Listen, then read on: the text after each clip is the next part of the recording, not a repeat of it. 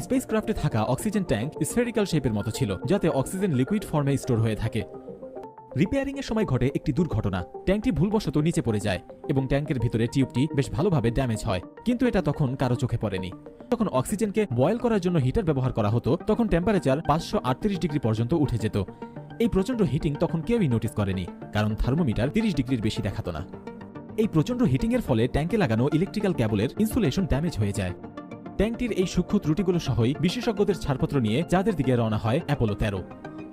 যখন routine check করার জন্য 2 নং ট্যাঙ্কটিকে চালু করা হয়, তখন সেই ড্যামেজ হওয়া ইলেকট্রিক্যাল কেবল স্পার্ক হয়ে ট্যাঙ্কটি বিস্ফোরণ হয়।